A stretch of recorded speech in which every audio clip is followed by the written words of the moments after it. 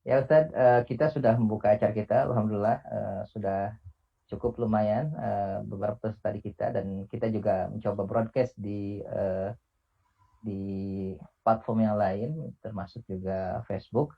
Jadi insya Allah kita bisa yang punya akun Facebook juga bisa menikmati ini. Ustadz, tafadhol untuk waktu dan tempatnya kami persilakan. Ya. Saya belum di ini kayaknya sepertinya belum available untuk share screen. Eh, ya boleh. Ustaz, kemarin kita pas kajian parenting itu ada masukan dari salah satu Ustaz kita itu Ustaz Benri. Jadi beliau ini merasa ngomong sama tembok gitu. Kalau kalau wajah ataupun para peserta ini tidak menampilkan videonya. Tapi nggak tahu nih kalau Ustaz lebih prefernya gimana? Apakah ingin ditampilkan semua wajah para mustamiin atau para fullab wa talibatul ilm atau cukup di mute atau di hidden. Tapi saya sarankan pada Ustadz kita ngikut kalau Ustadz punya kebijakan yang lain. Fadhal, Ustadz. Saya terserah, saya bagaimana nyamannya Bapak Ibu. Cuman mungkin kalau untuk suara di mute dulu, takutnya khawatir ada menimbulkan noise ya. Kalau untuk gambar senyamannya Bapak Ibu saja. Gitu saja. Ya, baik kalau begitu ya insya Allah kita sesuaikan saja kalau gitu. Ya Ustadz, gimana sudah terkoneksi? Apa sudah bisa share screen? Sudah, salah. Baik. Baik, saya mute untuk dari saya dan selanjutnya tafadhol Ustadz yang memimpin. Baik.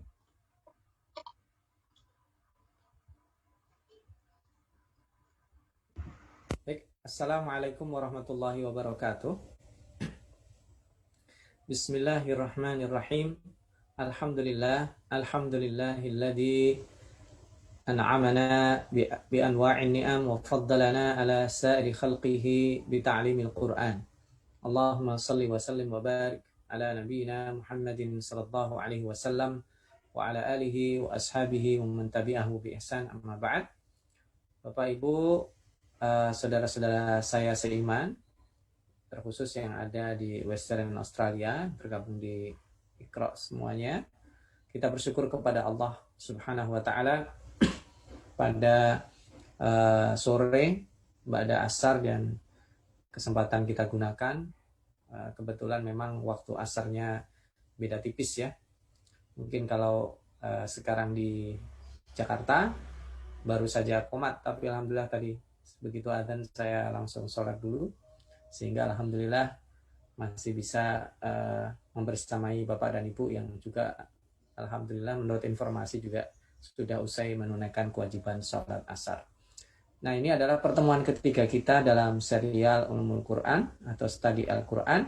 Setelah pada pertemuan yang lalu kita membahas tentang wahyu dan nuzulul Quran, insya Allah pada kesempatan kali ini kita akan membahas tentang asbabun nuzul, sebab atau latar belakang turunnya ayat-ayat Al-Quran, dan nanti akan digabung dengan periodisasi ayat Al-Quran.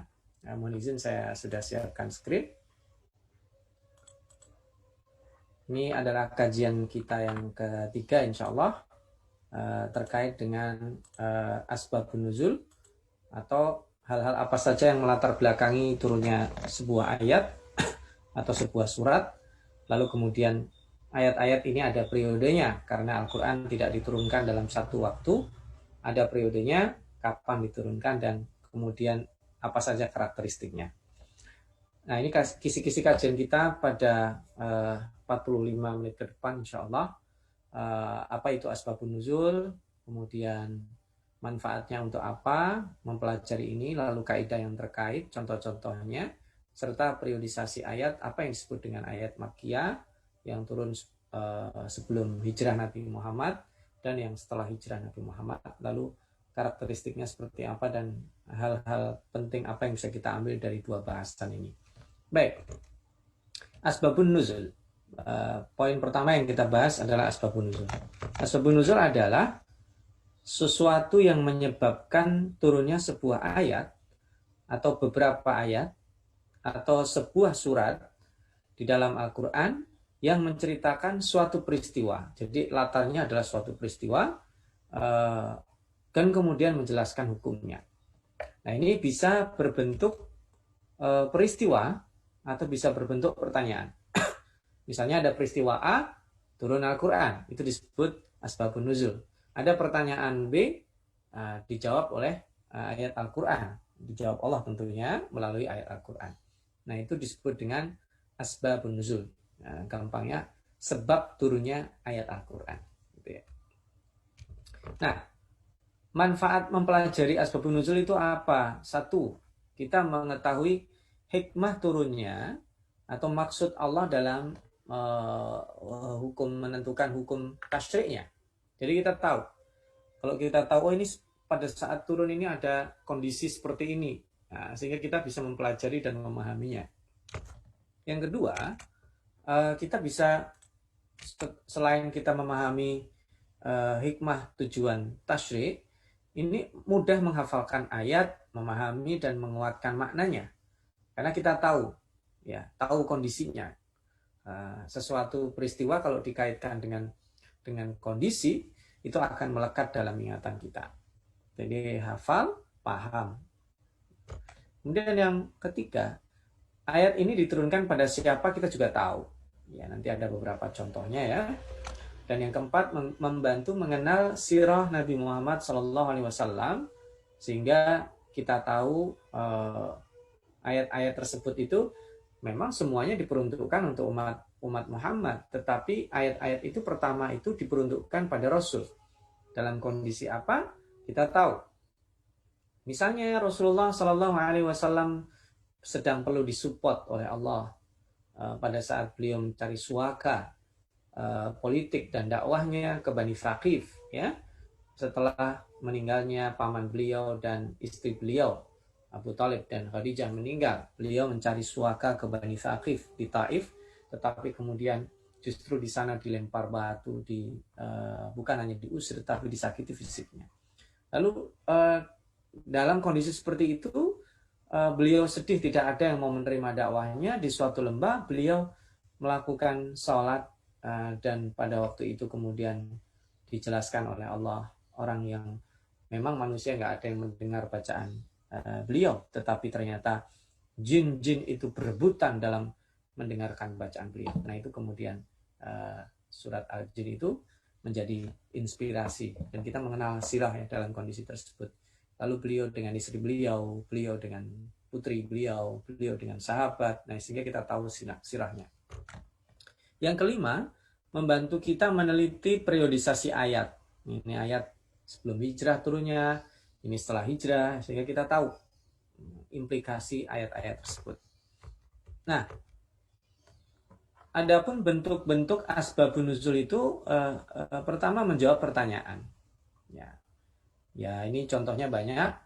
Di samping Al-Imran ayat 100, ada juga di dalam Al-Quran terkait dengan jawaban pertanyaan ini bisa yas'alunaka 'anil mahid, ada perempuan yang bertanya tentang haid, ya. Seperti apa misalnya? Konsekuensinya perempuan yang haid seperti apa?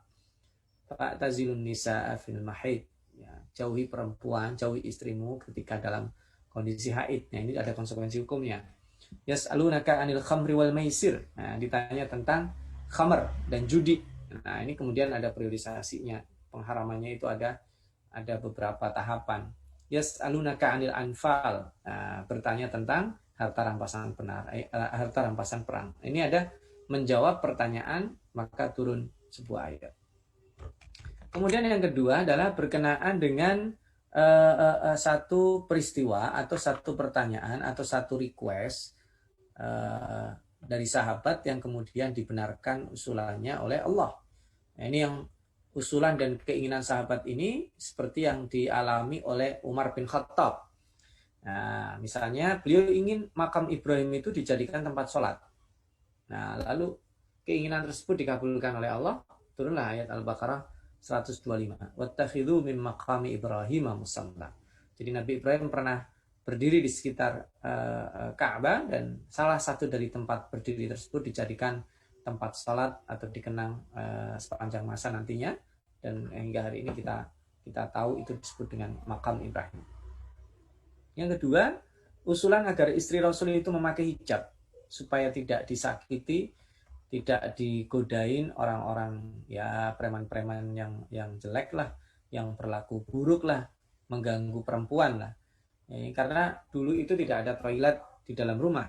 Jadi kalau orang ingin qada'ul hajah, ingin menunaikan hajatnya, mereka itu jalan eh, keluar rumah.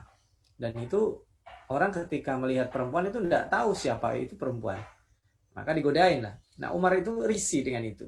Maka kemudian turun Al-Ahzab 53. Umar juga marah ketika anaknya dan beberapa istri Rasul itu cemburu atau kemudian meminta nafkah dan seterusnya. Maka diturunkanlah surat At-Tahrim ayat 5. Lalu juga ada terkait dengan tawanan perang Badar. Umar punya ide dibunuh aja, tapi kemudian yang dilakukan Rasul justru mengakomodir pendapatnya Abu Bakar As-Siddiq, yaitu dengan melakukan beberapa tahap, beberapa assessment kalau bahasa kita sekarang. Kalau dia miskin, udah lepasin aja. Kalau dia kaya, tebus. Kalau dia pintar, suruh ngajarin baca tulis, ya. Jadi ada beberapa level di situ. Dan kemudian itu yang dipraktekkan dan itu yang terjadi. Nah, ini para ulama berbeda pendapat. Mana sebenarnya yang afdal, pendapat Umar atau pendapat Abu Bakar? Allah memilih pendapat Umar, tetapi sejarah memilih pendapat Abu Bakar.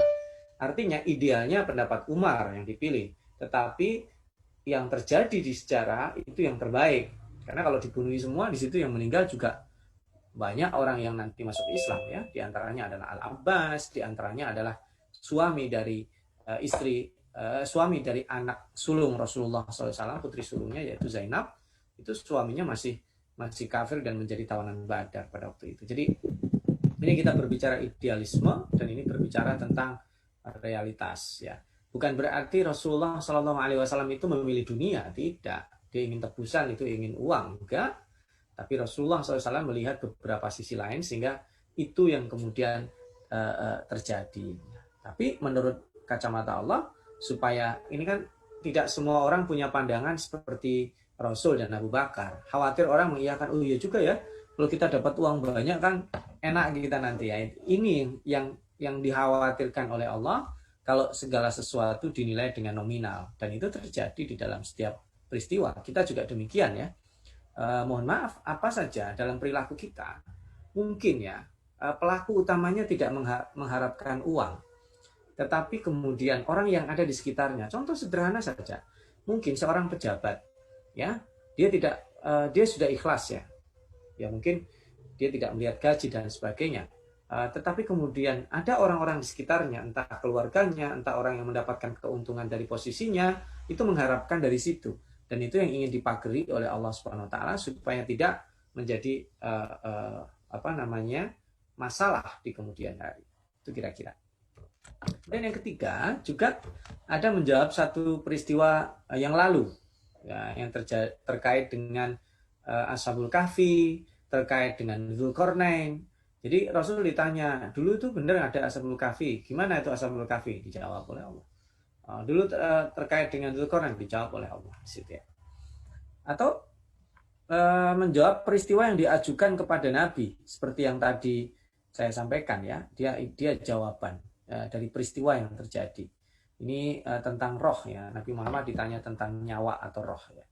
Kemudian peristiwa yang belum terjadi, ya. Jadi ditanya tentang kapan sih hari kiamat, ya. Ketika Nabi ditanya seperti itu, yang menjawab adalah Allah, bahwa itu adalah keputusan Allah yang tidak diberitahukan kepada siapapun. Nah, sekarang cara mengetahuinya, rujukan kita tahu asbabun nuzul itu dari mana? Yang pertama tentu riwayat hadis sahih, kedua asar dari sahabat, riwayat dari sahabat, dan yang ketiga adalah riwayat dari kibarut tabi'in. Nah, kenapa disebut kibarut tabi'in? Tabi'in adalah orang yang masuk Islam, ya. Ada dua kategorinya kibarut tabi'in ini. Tabi'in secara umum adalah orang yang masuk Islam, tetapi tidak dikaitkan dengan sezaman dengan Rasulullah. Jadi maksudnya apa? Dia masuk Islamnya di zaman Abu Bakar atau Umar dan seterusnya. Kalau sahabat itu kan masuk Islam di zaman Rasul dan bertemu Rasul. Nah, ternyata ada kategori ada kaum tabi'in yang dia masuk Islamnya di zaman Rasul, tetapi tidak bertemu Rasul, seperti Abu Muslim Al-Khawlani, seperti Uwais Al-Qarni atau Al-Qurani. Beliau masuk Islam di zaman Rasul, tinggal di Yaman. Ya, seperti Abu Hurairah, dia baru berpindah ke Madinah di tahun ke-7 Hijriah, sehingga membersamai Rasul hanya 4 tahun, padahal dia sudah masuk Islam lama sebelumnya. Ya, Uwais Al-Qarni juga demikian, masuk Islam di zaman Rasul, tapi beliau ke Madinah 2 kali dan tidak pernah berjumpa Rasul. Nah, ini tidak bisa mengangkat grade statusnya sebagai sahabat. Karena sekalipun masuk Islam di zaman Rasul, tapi dia tidak bertemu dengan Rasul. Atau sebaliknya, dia bertemu Rasul, tetapi baru masuk Islam di zaman Abu Bakar atau Umar. Ya, tapi ketemu Rasul iya, tapi bertemunya saat masih kafir. Lalu kemudian masuk Islam di zaman Abu Bakar atau Umar. Nah, itu disebut clue-nya itu adalah bertemu Rasul. Sahabat-sahabat yang bertemu Rasul, tabiin yang bertemu Rasul, ya, tapi masuk Islam di zaman setelahnya, atau orang yang masuk Islam di zaman Rasul, tetapi tidak berjumpa dengan Rasulullah SAW, itu dikategorikan kibarut tabi'in. Tapi kalau yang sama sekali dia masuk Islamnya setelah Rasul dan kemudian tidak berjumpa Rasul, tidak ada satu dari dua ini tidak dikategorikan sebagai kibarut tabi'in. Karena itu para ulama berhati-hati mengambil asbabun nuzul, riwayat dari orang yang dimungkinkan bertemu dengan Rasul sezaman, artinya sekalipun tidak berjumpa langsung, atau dia berjumpa Rasul tapi masuk Islamnya di zaman setelah Rasul. Jadi ada irisannya di situ. Nah, riwayat itu yang diterima. Nah, pertanyaannya, apakah semua ayat di dalam Al-Quran itu selalu memiliki asbabun nuzul? Loh, ternyata tidak. Ya. Nah, jawabannya, karena ternyata tidak. Jadi, semua ayat di dalam Al-Quran ini punya sebab turunnya atau tidak? Nah, ternyata sebagian ayat Al-Quran ada background, latar belakang turunnya, berupa peristiwa atau berupa pertanyaan. Dan sebagian yang lainnya justru tidak ada. Pertanyaannya, kenapa? Karena Al-Quran bukan buku sejarah. Ingat, Al-Quran adalah buku pedoman. Jadi, bukan buku sejarah. Bukan kumpulan peristiwa. Maka, justru sebagian besar ayat Al-Quran itu tidak memiliki sebab turunnya. Seperti Suratul Fatihah. Apa yang menyebabkan Suratul Fatihah turun? Nggak ada. Seperti Iqra. Iqra itu menyebabkan turunnya nggak ada, karena dia adalah wahyu pertama yang diturunkan. Jadi, nazala ibtidaan, turun begitu saja tanpa ada sebab. Nah, itu kebanyakan Al-Quran. Pertanyaannya, loh kok begitu? Karena pertama bukan buku sejarah. Karena Al-Quran merupakan buku pedoman. Dan nanti disusunnya juga tidak berdasarkan turunnya. Karena kalau disusun berdasarkan turunnya, mereview kajian kita sebelumnya, maka harusnya surat yang pertama kali ditulis atau disebutkan itu surat Al-Alaq. Tetapi justru surat Al-Alaq ini ada di juz 30 atau yang paling akhir. Nah, ini penting ya, supaya kita yakin bahwa Al-Quran itu independen. Ya, karena dia akan berlaku sepanjang masa. Kalau Al-Quran itu ditulis berdasarkan peristiwa, dia akan out of date. Dia akan tidak independen, dia akan dependent, akan bergantung, akan terikat dengan sebuah peristiwa. Karena Allah menginginkan ini merupakan independen, berlaku sepanjang masa, peristiwa itu hanya menjelaskan, dan itu sesuatu yang udah jelas, ya nggak perlu dijelaskan dengan peristiwa atau pertanyaan. Nah, sekarang kita pelajari kaidah di dalam usul fikih, dalam asbabun nuzul. Apa saja sih kaidah-kaidah yang terkait dengan asbabun nuzul? Ada 3, kita ambil yang pokok. Yang pertama, al-ibratu bi'umumil lafzi la bi khususis sabab. Bahwa ibrah atau yang dianggap itu adalah lafaz umumnya, bukan sebabnya. Nah, ini contoh.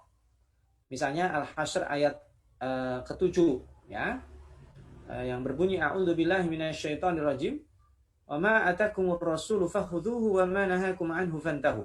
Yang datang dari Rasul ambil, ya. Yang dicegah kamu jangan minta. Jadi ini sebenarnya berlaku untuk ghanimah Yahudi Bani Nadir. Nah, jadi kalau kamu dikasih ghanimah oleh Rasul, ambil. Kalau nggak dikasih, jangan minta. Ini sebabnya khusus. Tetapi kemudian ini berlaku untuk umum, yang dikenal dengan hujjatus sunnah. Apa yang ada patokannya dari Rasul, ambil sebagai pedoman. Apa yang tidak ada, jangan dilakukan. Ini terkait dengan ibadah mahdhah khususnya. Kalau muamalat lebih longgar ya, ibadah mahdhah. Kalau muamalat kan di zaman Rasul emang belum seperti sekarang, belum ada electronic money, belum ada e-commerce, ya, belum ada macam-macam lah kehidupan kita hari ini yang tidak ada di zaman Rasulullah SAW. Jadi yang diambil itu adalah ibrah umumnya lafaz, bukan sebab yang khusus ya. Ya, sama dengan kewajiban menutup aurat bagi laki dan perempuan, itu kan umum. Sekalipun bagi perempuan pada zaman itu background awalnya adalah karena untuk mengetahui siapa merekanya dan karena supaya tidak diganggu. Hari ini orang sudah punya identitas. Hari ini toilet sudah di dalam rumah, bahkan di dalam kamar.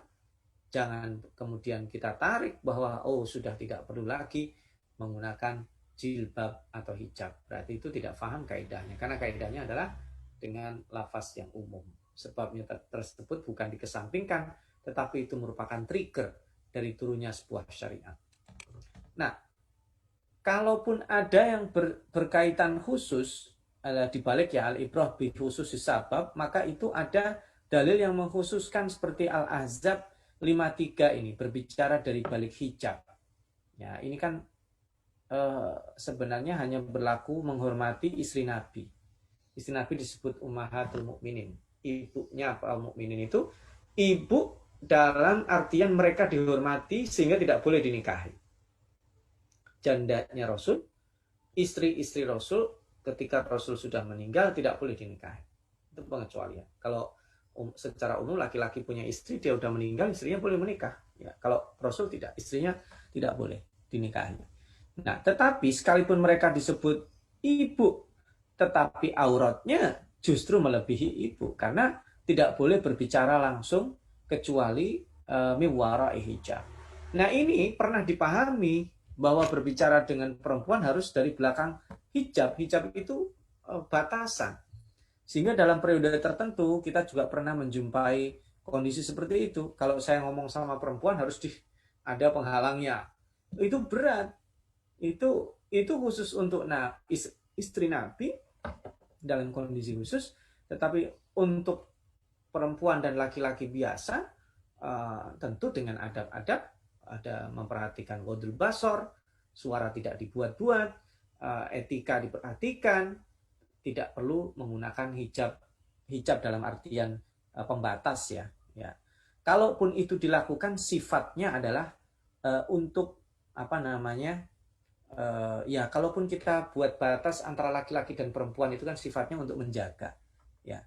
Nah, karena kalau misalnya hijab harus ada, termasuk ketika saya mengajar mahasiswi saya, tidak boleh dia ada di situ. Kalaupun ada di situ, dia harus berada di suatu tempat yang saya nggak bisa melihat dia. Nah, itulah yang kemudian menjadi pemahaman literal yang tidak dikaitkan dengan kontekstualisasi ayat. Pada faktanya ternyata mengajar pun boleh melihat bertatap muka, baik secara langsung atau virtual seperti ini. Yang tidak dibolehkan adalah khusus pada istri Nabi Muhammad SAW. Nah, ini juga beberapa bahasan ini berpolemik, tapi umumnya secara umum Al-Fakir ambil contohnya ada pada ayat tentang berbicara di balik satir atau di balik hijab itu ya. Nah, kalau ada ayat Al-Quran, satu ayat, tapi sebab turunnya lebih dari satu, bagaimana caranya? Ya, kalau memungkinkan untuk digabung, itu pilihan terbaik. Kalau tidak memungkinkan, dilihat riwayat yang paling kuat yang mana. Ini contoh surat At-Tahrim ayat pertama itu ya, asbabun nuzulnya ada yang kurang etis tentunya terkait dengan Nabi Muhammad, dan itu lemah. Jadi yang kita ambil ya pendapat yang meriwayatkan di situ Aisyah dan Hafsah, ya terkait dengan kecemburuan Hafsah ketika di bibir Rasulullah ada bekas madu karena beliau mampir di rumah Zainab binti Jahsh. Adapun sebab kedua yang terkait dengan muru'ah dan harga diri Nabi tentu tidak layak untuk kita pakai sebagai sebab nuzul karena pendapatnya adalah lemah. Atau terkait dengan surat tadi Al-Hasyr ya, ayat 9 dan 10 terkait dengan Ithar. Itu sebab turunnya banyak dan kemungkinan besar juga bisa turun berkali-kali. Pada kasus Ali bin Abi Thalib dan Mikdad turun. Pada kasus Rasulullah SAW mendapatkan tamu tapi dia tidak ada apa-apa di rumahnya, sehingga ada sahabat dari Ansor yang memberikan hidangan kepadanya, sedangkan dia nggak punya makanan kecuali makanan anak-anaknya, itu turun lagi. Ada beberapa sebab di situ, dan ketika digabung memungkinkan, berarti bisa jadi ayat itu turun beberapa kali, sehingga tidak diketahui yang secara pasti yang sebab pertama itu yang mana, itu kira-kira. Baik, ini kaidah, 3 kaidah yang terkait dengan asbabun nuzul. Nah, sekarang kita terkait dengan periodisasi ayat-ayat Al-Quran. Nah, jadi kalau terkait dengan periodisasi itu biasanya terkait dengan pembahasan Makkiyah dan Madaniyah. Para ulama, tentunya ulama ulumul Quran khususnya, ini dalam menentukan kategori ayat ini tergolong ayat atau surat Makkiyah atau Madaniyah didasarkan pada 3 kriteria. Yang pertama tempat turunnya. Dia turun di Madinah atau turun di Mekah. Kalau turun di Mekah berarti Makkiyah, turun di Madinah berarti Madaniyah. Itu standar pertama. Ada yang kedua, standar yang tadi Al-Fakir sebut. Ya, ini standarnya sebelum hijrah atau sesudah hijrah. Kalau sebelum hijrah disebut Makkiyah, setelah hijrah disebut dengan Madaniyah. Karena patokan kedua itu lebih memungkinkan dipakai, karena bisa jadi ada sebuah ayat yang turun tidak di Mekah dan tidak di Madinah. Nah, kalau demikian halnya, posisinya sebagai surat atau ayat apa? Nah, sehingga nomor 1 itu dan nomor 2 bisa dikombinasikan. Adapun yang ketiga, itu tergantung dengan khitabnya. Ini untuk manusia secara umum atau untuk orang-orang beriman. Tetapi pada faktanya tidak semua ayat, tidak semua surat itu ada panggilan ya ayyuhan nasnya atau ya ayyuhalladzina amanu yang hanya 89 kali disebut di dalam Al-Quran, ya ayyuhalladzina amanu. Nah, sekarang kita pilih standarnya. Pendapat yang mengacu pada standar ketiga, isi panggilan atau nida, redaksi panggilan ini lemah. Karena tidak setiap ayat, tidak setiap surat itu ada jenis panggilan ini. Sebagian surat itu ada yang memuat 2 jenis panggilan sekaligus di dalam satu surat. Ya ayyuhalladzina amanunya ada, ya ayyuhan nasnya ada. Kayak surat Al-Baqarah misalnya. Kalau patokannya itu kan jadi membingungkan. Ya. Maka pendapat yang mengacu kepada standar waktu hijrah itu layak untuk digunakan. Karena yang patokannya lebih mudah untuk aplikasinya. Jadi gampangnya kalau yang turun sebelum hijrah ya Makkiyah, setelah hijrah ya Madaniyah. Kalau itu sulit untuk diidentifikasi, baru kita mengambil pendapat, karena ini biasanya dalam riwayatnya kebanyakan bukan nazalah qoblal hijrah atau nazalat ba'dal hijrah, tapi yang adalah nazalat bi Makkah, nazalat bil Madinah. Seringnya begitu dalam riwayat sahabat ya. Maka sebenarnya patokan pertama kali itu ya waktu. Tapi ketika patokan waktu itu tidak bisa digunakan ya tempat. Jadi yang kombinasi antara kriteria 1 dan kriteria 2. Baik, kita lanjutkan. Sehingga definisi ayat Makkiyah dan Madaniyah adalah sebagai berikut. Surat atau ayat Makkiyah adalah semua ayat atau surat yang diturunkan sebelum hijrah Nabi Muhammad ke Madinah. Walaupun ayat tersebut turunnya di luar Mekah. Ini sebelum hijrah, tapi turunnya tidak di Mekah. Tetap aja Makkiyah, karena patokannya sebelum hijrah. Atau Madaniyah sebaliknya, jika ayat tersebut turunnya sesudah hijrah, itu Madaniyah, sekalipun turunnya tidak di Madinah atau turunnya di Mekah. karena ada ayat turunnya tidak di Madinah, tetapi dia disebut Madaniyah karena pasca hijrahnya Rasul. Nah, ini ada yang mengatakan terkait dengan surat Idza Jaa misalnya. Tetapi Idza Jaa itu rojinya adalah termasuk surat-surat terakhir diturunkan, dan itu turunnya di Madinah. Nah, sebagian besar surat di dalam Al-Quran itu dikategorikan surah Makkiyah. Ya, ada 80 surat dari 114 surat yang ada di dalam Al-Quran.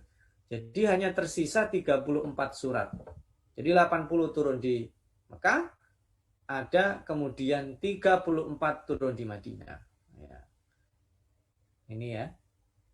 Nah, saya lanjut.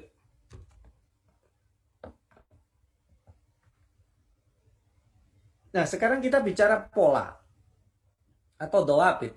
Ayat-ayat Makkiyah atau surat Makkiyah itu berisi pengokohan akidah, terutama tentang beriman kepada Allah dan hari akhir. Lalu berisi tentang pembuktian atau mendebatkan musyrikin terkait dengan dalil-dalil yang rasional dan argumentatif terkait dengan ketuhanan. Yang ketiga, ada kisah para nabi dan kisah umat terdahulu. Yang keempat, ada kisah iblis ya dan Adam. Yang kelima, seringnya dimulai dengan huruf-huruf muqatta'ah. Ya.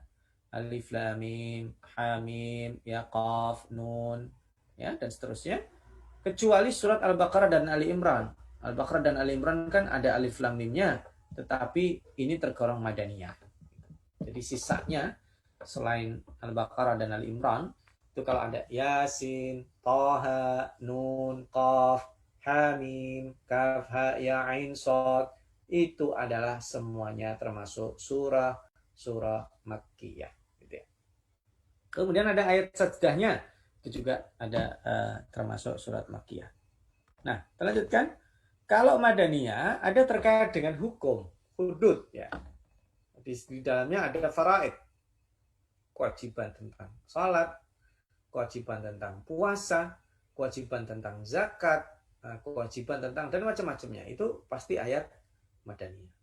Kemudian surat ada izinnya jihad. Nah, ini juga terkait dengan berjihad fisabilillah ya. Nah, ini ayatnya ayat Makkiyah. Atau pembahasan tentang orang-orang munafik. Nah, seperti surat Al-Munafiqun atau yang ada di dalam surat At-Taubah. Nah, kecuali pembicaraan tentang munafik, tema munafik yang ada di dalam surat Al-Ankabut. Itu sudah mulai preambul ya. Nah, dan yang terakhir ada dialog dengan ahli kitab. Nah, secara umum karakteristiknya gini ya. Kalau surat Makkiyah itu cenderungnya ayat-ayatnya pendek, suratnya juga pendek, nggak panjang. Lalu ada konsep tauhid, pengokohan akidah tentang hari kiamat, ada surga, ada neraka, dalil-dalil argumentatif dan rasional terkait dengan ketuhanan, serta prinsip-prinsip syariat dan keutamaan akhlak. Itu ringkasan karakternya surat Makkiyah. Adapun surat Madaniyah ayatnya cenderung panjang, ya,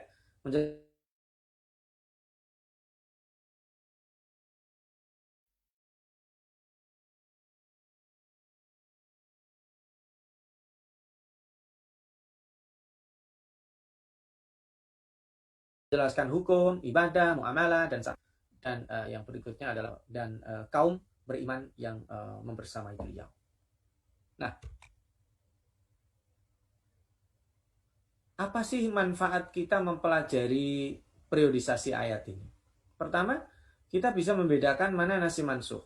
Karena ayat yang pertama turun dengan ayat yang kemudian turun setelahnya dengan tema yang sama, hukum yang berbeda, ini yang turun setelahnya dipastikan menghapus atau mereduksi sebelumnya.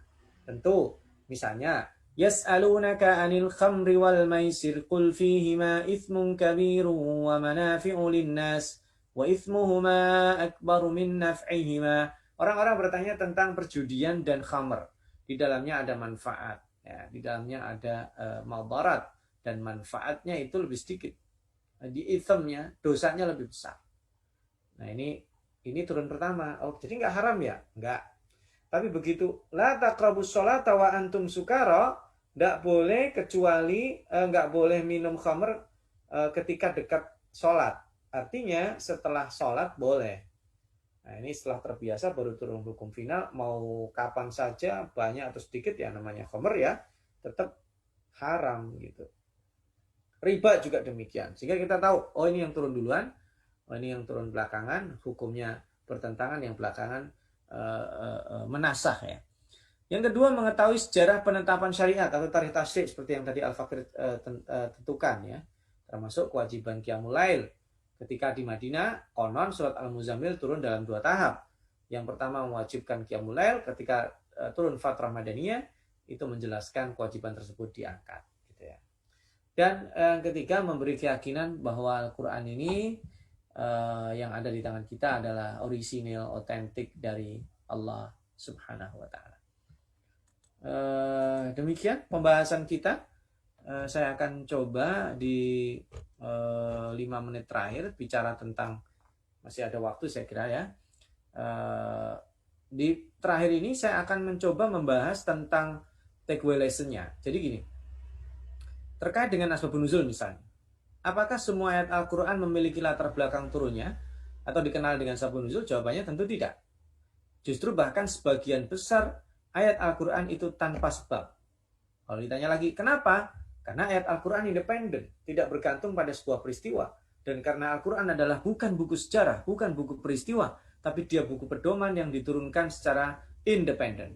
Kalaupun ada diturunkan dengan sifat, dengan sebabun nuzul, maka sifatnya adalah membantu dan menguatkan. Nah, dan ini rujukan dari mengetahui itu adalah dengan riwayat dari sahabat atau dari tabi'in, dan tentunya kalau ada dari Nabi Muhammad SAW. Kaidahnya berlaku umum, sebab hanya membantu memahamkan ayat. Kaidah yang berlaku umum kecuali ada konsideran yang mengatakan itu khusus ya. Nah, maka berikutnya mempelajari periodisasi ayat Al-Quran menjadi penting sehingga standarnya bisa ditentukan ya. Dan kita tahu standar yang dipakai untuk menentukan Makkiyah Madaniyah itu terkait dengan waktu sebelum dan sesudahnya hijrah Nabi. Kalau sebelum, Makkiyah. Kalau sesudah, ya Madaniyah. Dan karakteristik periodisasi ayat-ayat ini memiliki pola atau doabit dan kekhususan yang tersendiri yang sama-sama tadi sudah kita pelajari. Ini saya kira sebagai pembuka, dan Bapak Ibu perlu ketahui ayat-ayat Al-Quran ini unik ya. Berbeda dengan kitab suci sebelumnya yang diturunkan Allah Subhanahu wa taala sekaligus. Contohnya adalah Taurat, bahkan Nabi Musa alaihissalam itu membawa alwah ya. Atau kadang nanti mendapatkan suhuf. Tapi Nabi Muhammad SAW diturunkannya bukan dalam bentuk buku, sekalipun dikatakan dzalikal kitab, tapi diturunkannya adalah dalam bentuk sarana mulut, yaitu by oral, yaitu dengan talaki langsung. Dan baru kemudian dari media talaki itu diubah ke media tulis yang dilakukan pertama kali oleh para penulis wahyu, dan itu nanti akan lebih detail kita bahas pada sejarah penulisan dan kodifikasi Al-Quran. Ini yang penting yang ingin kita bahas pada 2 gagasan dan pokok-pokok pembicaraan yang sangat penting. Nah, Bapak Ibu sekalian yang dirahmati Allah, adapun periodisasi ayat Al-Quran ini tidak bermaksud dikotomis atau ingin memisahkan ayat. Karena nanti begini, ada pendekatan yang parsial yang mengatakan kalau begitu kita memulai dakwah dengan periodisasi Mekah. Ya, jangan berdakwah dengan periodisasi Madinah. Tentu tidak. Kita mengetahui sejarah atau ayat-ayat Makkiyah dan ayat-ayat Madaniyah ini supaya kita tahu clue-nya, supaya kita tahu konsiderannya, karakteristiknya pada saat kita ya seperti ibu-ibu ya dan bapak-bapak sekalian yang ada di Australia yang tentunya banyak lingkungan non-muslim, berarti banyak juga yang tidak percaya dengan agama ini. Mungkin pendekatannya bisa dengan pendekatan humanis, dan itu sebagiannya bisa mempelajari ayat-ayat pada periodisasi Makkiyah.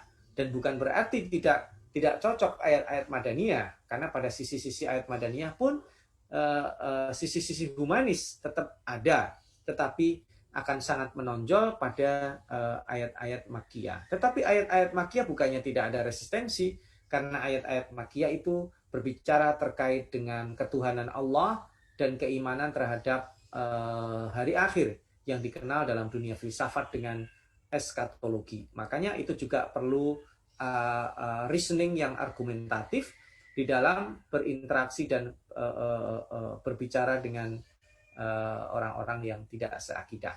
Nah, maka periodisasi ini ataupun mempelajari asbabun nuzul ada hikmahnya. Kalau asbabun nuzul tadi untuk mengetahui ini turun di mana, kapan, sehingga ini hukumnya, implikasinya apa. Dan kalau periodisasi ini juga akan memudahkan kita memahami sirah Rasulullah Sallallahu Alaihi Wasallam. Demikian saya kira ada sekitar 30-35 menit saya paparkan, sehingga nanti kalau ada pertanyaan baik yang terkait dengan tema asbabun nuzul atau tema periodisasi ayat atau terkait dengan tema sebelumnya atau tema ulumul Quran secara umum. Baik, itu saja saya kira saya kembalikan kepada host atau moderator. Jazakumullah khairan. Wassalamualaikum warahmatullahi wabarakatuh. Waalaikumsalam warahmatullahi wabarakatuh. Syukran jazakumullah khairul jaza atas paparannya Ustaz asbabun nuzul. Sebagai pertanyaan pembuka nih Ustaz ya. Dan kebetulan sekarang lagi tren ya di Indonesia terkait dengan ekonomi syariah. Tapi sebelum ke arah sana, saya ada pertanyaan terkait dengan masalah ayat-ayat riba, Ustaz. Sebenarnya ayat-ayat riba itu turunnya seperti apa sih, Ustaz? Dan kalau di surat Al-Baqarah itu kan ada jelas ya, kalau seandainya kamu makan riba itu mengajak perang Allah dan Rasulnya. Kemudian di surat Ali Imran itu ada paparan riba itu yang di situ adalah apa mudha'afah yang berlipat-lipat gitu. Nah, sementara dalam kontekstual kekinian sekarang, kita tidak bisa lepas dari sistem yang memang mau nggak mau pasti ada kaitannya dengan riba, termasuk secara bernegara. Nah, kira-kira aplikasi dalam Al-Quran dengan asbabun nuzul tadi, dalam tataran kekinian, untuk kasus riba ini seperti apa, Ustaz? Karena salah satu contohnya misalnya ada tukang ojek ingin kredit motor, nggak ada yang lain, syariah nggak ada, kesulitan, kemudian dikasih dalil riba, akhirnya dia nggak bisa cari kerja gitu. Nah itu konteksnya gimana sebenarnya? Salah satu karena dia juga ingin ingin menerapkan Al-Quran, tapi ketika dibenturkan dengan hal-hal yang sifatnya keaktualan gitu, harus seperti apa? Itu yang pertama, Ustaz. Mungkin nanti ada pertanyaan yang berikutnya, itu ada di rekan saya yang lain. Terima kasih, Ustaz. Tafadhol. Baik, saya izin share screen ya, biar nampak jelas terkait dengan riba.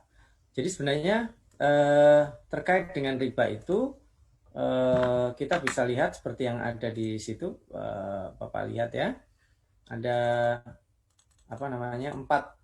Jadi ada 4 periodisasi. Maaf suaranya hilang.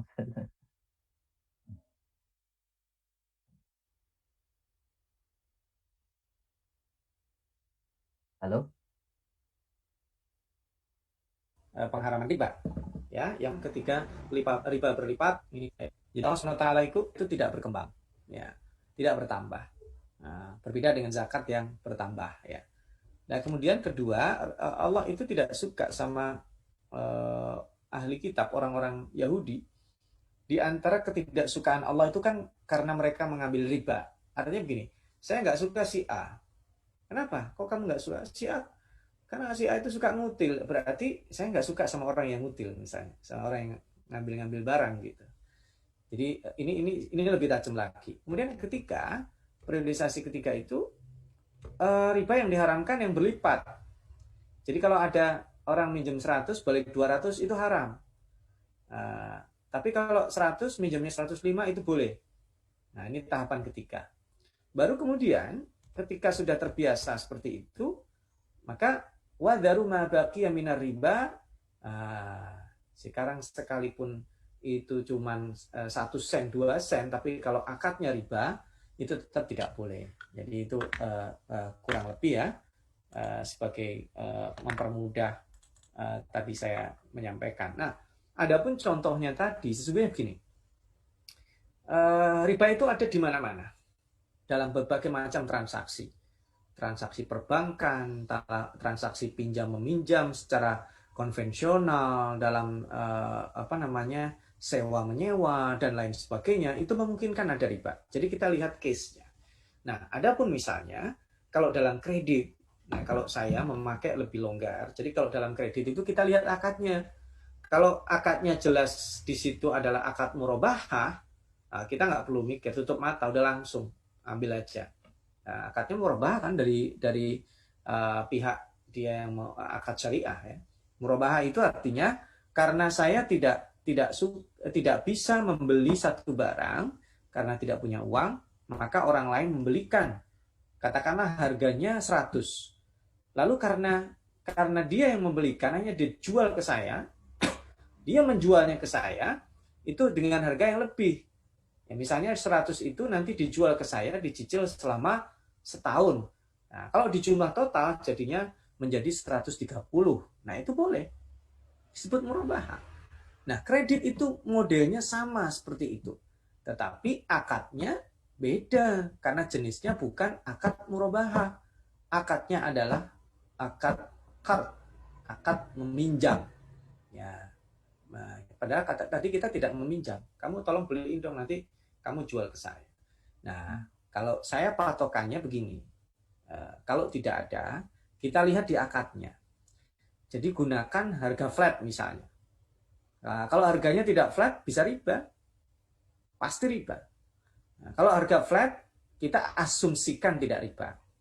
Itu kalau kepepet-kepepetnya ya, tidak ada penyedia layanan itu yang berbasis syariat, ya tentu kita menggunakan tadi yang harganya flat ya, yang meminimalisir jenis ribanya gitu, kira-kira begitu. Lah katanya kan tadi Ustaz wadharu ma baqiya minar riba, ini kan memang ya, ini kan nanti case-nya sama dengan kredit card ya. Bapak dan Ibu berinteraksi dengan kredit card, saya sih alhamdulillah hingga hari ini belum punya kredit card, tetapi kan bukan berarti kemudian kita nggak bisa berinteraksi dengan kredit card. Kita punya patokannya. Bisa, tetapi jangan sampai kita terjebak pada pembayaran bunga. Karena itu jatuhnya kan saya utang. Membeli sesuatu dengan hutang. Nah, karena justru yang dipakai itu kredibilitas kredit card dengan debit card itu lebih kuat kredit card. Nah, ini pembahasan tentang itu tentu di luar pembahasan tentang ulumul Quran, supaya saya tidak memindah kajian ulumul Quran ke kajian ekonomi praktis, ekonomi Islam. Saya cukupkan sampai di sini dulu. Nah, supaya nggak kemana-mana. Wallahu a'lam. Saya kembalikan kepada Pak Randan. Silakan. Saya cukup memberi gambaran karena ya ada beberapa rekan diskusi juga.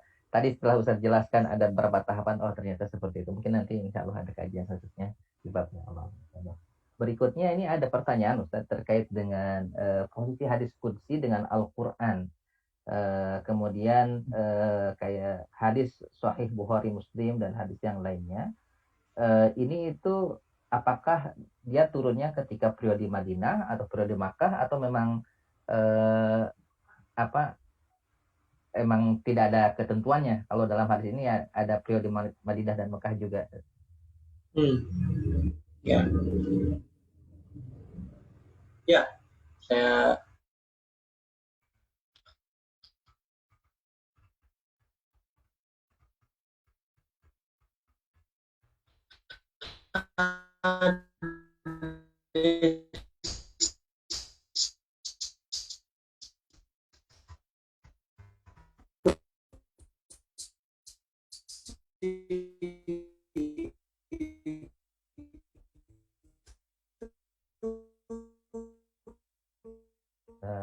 Sedikit gangguan teknis ini dari sinyal sepertinya Ustaz. Tidak terdengar jelas suara dari Ustaz.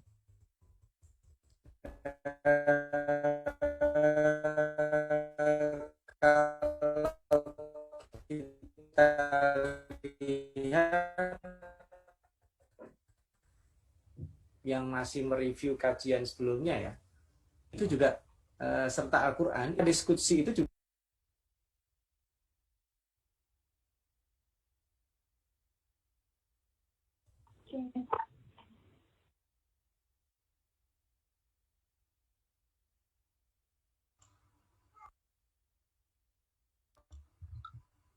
Suara saya terdengar? Iya, ya. Tadi agak sedikit gangguan Ustaz. Oke, ya, ya. Tiba-tiba terputus tadi. Baik, saya lanjutkan. Jadi hadis qudsi itu beda dengan hadis nabawi dan Al-Quran. Kalau Al-Quran itu pengetahuan tentang sebelum hijrah dan sesudah hijrah, ayat mana turun sebelum ayat mana, atau setelah ayat mana itu penting. Karena kalau hukumnya bertentangan, yang dipakai yang terakhir. Sedangkan hadis qudsi rata-rata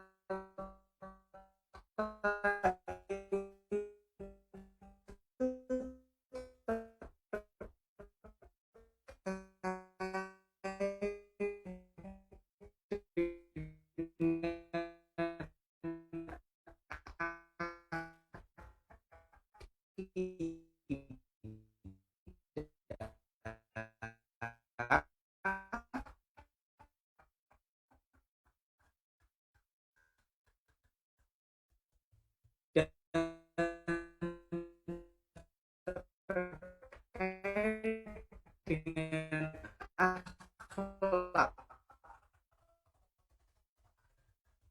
sehingga pengetahuan tentang mana yang turun duluan dan mana yang turun belakangan itu tidak terlalu urgen. Sifatnya motivatif. Jadi sifatnya motivatif. Nah, Ustadz, maaf ini tadi gangguan teknis.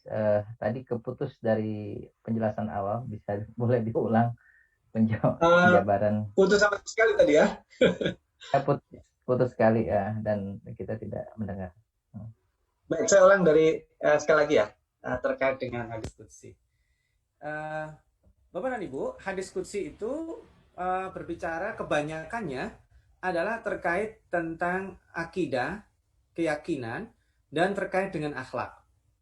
Sehingga tidak terlalu penting mengetahui ini turun di mana, kapan. Nah, sehingga hanya diketahui yang paling penting ini sumbernya dari Rasul atau bukan. Itu saja. Nah, sedangkan Al-Quran atau hadis yang terkait dengan hukum, itu pengetahuan tentang itu penting sekali. Nah, contoh yang tadi saya sebutkan, mudah-mudahan masih nyambung ya. Tadi saya menyebutkan sebuah sabda Rasulullah SAW terkait dengan ziarah kubur. Rasulullah bersabda SAW, kuntu nahaitukum an ziyaratil kubri al-ana fazuruha. Dulu saya pernah melarang kalian ziarah kubur. Sekarang silakan. Nah, ini tentu berbeda kalau kita melihat hadis yang melarang ziarah kubur. Hadis yang melarang ziarah kubur itu periodisasinya dulu ketika dikhawatirkan terjadinya syirik. Tapi ketika sudah kuat akidahnya, ziarah kubur itu dibolehkan. Dan hukumnya itu tentu bisa menjadi makruh, bisa menjadi haram, bisa menjadi sangat dianjurkan tergantung konsiderannya. Gitu. Nah ini saya kira kenapa tidak seperti Al-Quran? Karena Al-Quran itu basic dasar hukum tertinggi, sehingga pengetahuan periodisasi itu paling utama jika dibandingkan dengan hadis nabawi, apalagi hadis qudsi. Kira-kira gitu Pak Ramdan. Iya, jadi memang bedanya sangat signifikan ya dengan Al-Quran, berbeda. Ini ada pertanyaan lagi, ini salah satu pertanyaannya adalah, Ustaz bisa berikan contohkah terkait hal-hal yang sisi yang menyentuh humanis dari ayat-ayat Makkiyah, itu seperti apa bentuk contoh ayat humanis di ayat-ayat Makkiyah? Ya, justru ayat-ayat Makkiyah itu rata-rata humanis. Contoh sederhana saja. Ya ayyuhalladzina amanu. Surat Al-Hujurat ya. Ya ayyuhan nas. Ya, wahai manusia. Itu kan panggilannya manusia. Jadi manusia itu diciptakan, di situ disebutkan qabail. Ya. berbangsa-bangsa dan bersuku-suku, lita'arofu. Berarti kan sebenarnya dalam interaksi keseharian itu kita tidak memperhatikan apakah dia muslim, apakah dia non-muslim. Dia sholat, dia tidak sholat. Ini sisi humanisme untuk kita berkenalan, berlaku ramah. Ya, bahkan inkes pada ayat akidah. Lihat kuliah ayyuhal kafirun, itu kan? La a'budu ma ta'budun, padahal itu dipanggilnya dengan panggilan al-kafirun. Yang bagi orang tertentu nggak suka dipanggil itu. Itu diksinya katanya diskriminatif, padahal biasa aja itu. Itu humanis justru. Kenapa? Karena itu menghormati. Kamu sembah Tuhan kamu, aku sembah Tuhanku. Itu kan humanis, toleran. Gitu. Nah, ketika kita tarik ke ayat-ayat Madaniyah, itu ada ayat-ayat yang lebih strict. Karena mengaturnya internal. Ya, nanti terkait dengan sholat, terkait dengan zakat. Zakat itu kan tidak boleh diberikan kepada non-muslim. Ya kan? Oh, berarti diskriminatif. Sebentar, ini zakat loh. Nah, ada dana-dana infak. Makanya hari ini lembaga zakat itu diincar oleh lembaga kemanusiaan internasional ketika sumber dana bantuan kemanusiaan berkurang. Sementara ini dana zakat potensinya meningkat. Nah, bolehkah memberikan dana-dana zakat itu kepada non-muslim? Nah, itu kan fikih yang berkembang sekarang kan? Nah, apakah ini kemudian dianggap umat Islam menjadi sangat eksklusif? Padahal sebenarnya dalam agama kita mengeluarkan bantuan itu tidak judulnya semua zakat kan? Ada zakat, ada kafarot, ada fidyah, ada sedekah, ada infak. Kenapa yang di-highlight hanya zakat saja? Gitu. Nah, ini contoh sisi-sisi humanisme. Dan di dalam zakat ada sisi humanismenya juga. Makanya sebenarnya kita ini lalu bedanya dengan Makkiyah Madaniyah apa? Makkiyah ini doktrin ketuhanan dan hari kiamat. Pembahasannya rata-rata itu. Akan ada judgment nanti. Akan ada hari pembalasan. Kamu jangan puas-puaskan hidup sekarang. Jangan melakukan suatu pekerjaan yang basically itu dibangun atas pola pikir eksploitatif. Kamu harus berpikir bagaimana berkontribusi. Nah, berkontribusi itu membantu siapa aja, ya Allah balasan nanti. Sekalipun kamu bantu orang non-muslim, ya itu akan mendapatkan pahala. Tetapi kemudian bahwa di ayat-ayat Makkiyah itu strict dalam urusan apa? Dalam urusan ketika dicampur adukan pada masalah akidah. Itu contoh sederhana saja. Kalau dikaji surat-surat Makkiyah pun itu ada sisi-sisi humanisme, karena itu paling banyak membicarakan lebih besar. Di dalam surat Madaniyah pun ada sisi-sisi humanis ketika dilihat dari lingkup yang di luarnya lagi. Kalau tadi zakat, sholat, tentu kita ngajarin sholat kepada non-muslim, nggak mungkin. Tapi pertanyaannya, kalau saya non-muslim misalnya, boleh nggak saya ikut sholat untuk pembelajaran? Silahkan saja. Nah, asal ada aturannya. Jika Anda ikut sholat, tutup aurat. Loh, kan saya non-muslim. Nggak harus tutup aurat dong. Oh, nggak bisa. Karena Anda memasuki wilayah aturan di sini. Tetap tutup aurat. Makanya, bolehkah masjid-masjid menerima wisatawan non-muslim? Boleh, dengan catatan satu, tidak dilakukan di jam-jam sholat. Yang kedua, ketika itu masuk rumah ibadah, ya tutup aurat. Gitu. Itu singkatnya. Wallahu a'lam. Oh iya, itu ide bagus, Tad, karena jadi bisa terutilisasi. Masjid itu kan biasanya biayanya mahal nih, Tad. Kalau bukanya cuma sholat doang itu, kalau istilah bahasa ekonominya, wah itu nggak ekonomis gitu. Saya bisa jazakumullah. Ada satu lagi pertanyaan dari ibu-ibu. Ini ibu ini sangat sibuk sekali dan ingin belajar mandiri terkait dengan tafsir Quran. Dan kebetulan kita nih bukan yang pandai berbahasa Arab, jadi carinya yang terjemahan nih, Tad. Jadi kayak untuk baca satu ayat saja untuk memahami tafsirnya di Ibnu Katsir ini panjang sekali gitu, Tad. Jadi kesimpulannya kadang keputus-putus, apalagi kalau ada anak yang lagi butuh perhatian. Nah, jadi terus kalau baca jalan lain itu tafsirnya cuma singkat-singkat gitu. Jadi ada tips nggak, Tad, untuk belajar mandiri ini sehingga kita juga bisa paham dan praktis gitu? Ya, dalam berinteraksi Al-Quran itu levelnya setelah kita mengenal membaca, level berikutnya tentu selain level menghafal ya, adalah memahami. Dan memahami itu levelisasinya dari kita membaca terjemah sampai tafsir ringkas dan tafsir di atasnya. Saya kira kalau untuk memahami tafsir langsung, bahkan tafsir Ibnu Katsir itu kan tafsir yang sifatnya panduannya adalah riwayat. Ya, panduan tafsir riwayat dan itu bentuknya tebal, itu justru membuat orang dalam tanda kutip itu bisa jadi bosan. Karena dalam beberapa riwayat itu pun ada kontekstualisasinya yang bisa jadi bukan bertentangan, tetapi nggak nyambung dengan dunia hari ini. Nah, maka diperlukan pendekatan tafsir yang lebih modern. Nah, maka begini, kalau tujuan Bapak dan Ibu belajar tafsir itu dari A sampai Z, itu sifatnya berarti tafsir analitik. Nggak apa-apa. Itu dari depan. Dan itu sekarang kalau melalui YouTube banyak kajian seperti itu. Al-Fakir sendiri sudah 6 tahun lebih melakukan itu setiap hari Jumat pagi di halakoh, di channel halakoh tafsir itu.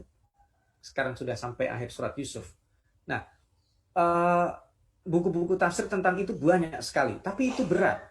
Nah, maka sebenarnya kalau kebutuhannya adalah untuk memahami tafsir, ya tematik. Nah, tafsir tematik itu berarti ketersediaan bahasan terkait dengan tema bahasan. Nah, itu juga lebih ringan, lebih tepat gitu. Atau dimulai dengan tafsir ringkas. Tafsir ringkas itu saya tidak tahu ya. Kalau di Indonesia itu sudah ada terjemahan tafsir Muyassar, terjemahan tafsir Al-Muntakhab, terjemahan tafsir ringkas yang dari Timur Tengah itu sudah available in Indonesia. Kalau in English dan apalagi di port, apakah sudah ada saya tidak tahu. Tetapi hari ini itu kita tidak terpaut secara harus buku. Nah, ini contoh ya. Ini saya berikan ini ya. Saya coba share screen salah satu aplikasi andalan Al-Fakir itu adalah ayat yang diterbitkan oleh ini ya, King Saud University. Saya coba share screen ya. Nah, ini mudah-mudahan terlihat ya. Nah, ini di sini fiturnya itu macam-macam. Ini saya terhalang. Ini nggak bisa ini. Saya tertutup karena saya co-host jadi ketutup ininya. Nah, ini saya geser dulu ke bawah. Nah, ini di sini ada tafsir. Nah, ini ada tafsir As-Sa'di. Kalau saya klik ini kan, ini tafsir bahasa Arab. Ini ada Ibnu Katsir ya. Ada Ibnu Katsir, maka akan keluar. Nah, begini, kalau jadinya Ibnu Katsir, nah ini tafsiran Ibnu Katsir yang bahasa Arab. Nah, sekarang kalau in English, di sini ada, nah ini dalam bahasa Inggris, singkat, sebentar. Oh, ini hanya tafsir, ini Jalalain juga, sebenarnya tafsir Jalalain itu membantu. Oh, ini yang English cuma satu saja. Dan aplikasi yang seperti ini sebenarnya cukup banyak. Jadi Bapak dan Ibu bisa dapatkan fitur-fitur itu di web tafsir yang yang bisa menyediakan pemahaman itu. Tapi lebih penting dari itu sebenarnya langkah sebelum memahami itu kita tadabbur. Jadi melalui terjemahan itu kita memahami ayat itu apa, kita tadabburi itu. Nah, insya Allah masih sekalipun masih lama di dalam kajian serial Ulumul Quran saya itu ada salah satu sesinya nanti membahas tentang apa sih perbedaan antara tadabbur, tafsir dan terjemah. Nanti insya Allah kita akan tadabburi lebih rinci. Mungkin itu saja saya kira. Allah.